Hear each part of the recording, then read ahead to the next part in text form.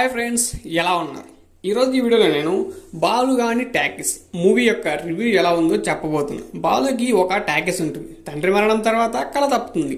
దాంతో ఆర్థిక సమస్యల వలన బూతు సినిమాలు ఆడిస్తూ చెడ్డ పేరు, అప్పులు పెరుగుతాయి.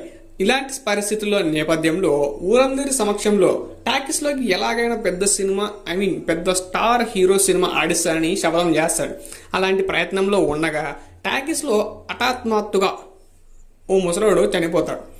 బాబాయ్తో వైరం, తల్లి మాట ప్రకారం పెళ్లి చేసుకున్నాడా లేదా, ఆ థియేటర్లో పెద్ద హీరో సినిమా ఆడిందా లేదా, ఈ ముసలాయన మరణానికి కారణం ఎవరు, ఇలాంటి అన్నీ తెలుసుకోవాలంటే ఈ వీడియో పూర్తిగా చూడాల్సిందే. ముందుగా ఈ సినిమా బాగుందా అంటే అబో యావరేజ్ మూవీ అని చెప్తాను నేనైతే. ఒకప్పుడు చిన్న ప్రాంతాల్లో బి గ్రేడ్ సినిమాలు ప్రదర్శించేవారు. అలాంటి వాతావరణం మనకు గుర్తుకొస్తుంది. ఈ సినిమా మొత్తం రాయలసీమలోని ఓ ప్రాంతంలో ఉంది. బాలు తండ్రి థియేటర్ ఓనర్గా ఉన్నప్పుడు కలకల్లాడిన సినిమా హాల్ ఆయన మరణాంతరం కళ తప్పుతుంది. టాకీస్లో ఒక ముసలాడు అనుమానాస్పదంగా మరణించడం, ఈ విషయంలోకి ఊరి వాళ్ళకి తెలిస్తే థియేటర్కి ఎవరు రారని భావించి ఆ శవాన్ని బాలు అండ్ అతని ఫ్రెండ్ ఇద్దరు కలిసి మాయం చేస్తారు. బాలుకి ఏమర్థం కాదు. ముసలాయన వల్ల బాబాయ్ చంపాడా ఏంటి అని అనుమానించడం మొదలు పెడతాడు.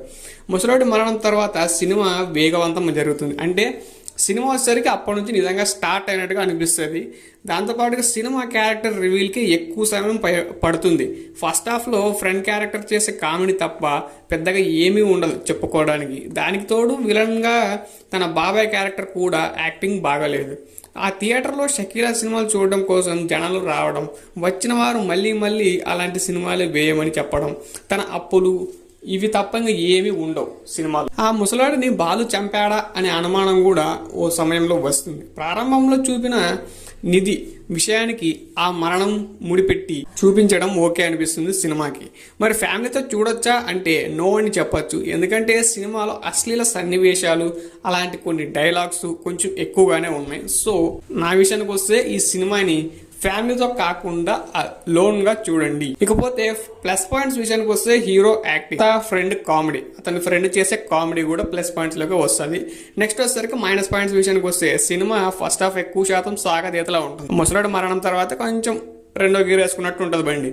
తర్వాత వచ్చేసరికి బాబాయ్ విలనిజం, అది కూడా అంటే మెయిన్గా ఉండడమే హీరో అండ్ వాళ్ళ బాబాయ్ మధ్య జరిగే ఎక్కువ సన్నివేశాలు జరుగుతాయి. హీరోయిన్ కూడా పెద్దగా ఉండదు ఇందులో. బాబాయ్ అండ్ హీరో హీరో క్యారెక్టర్ సరిపోయింది. మరి బాబాయ్కి సంబంధించిన క్యారెక్టర్ అంతగా మెప్పించలేకపోయిందని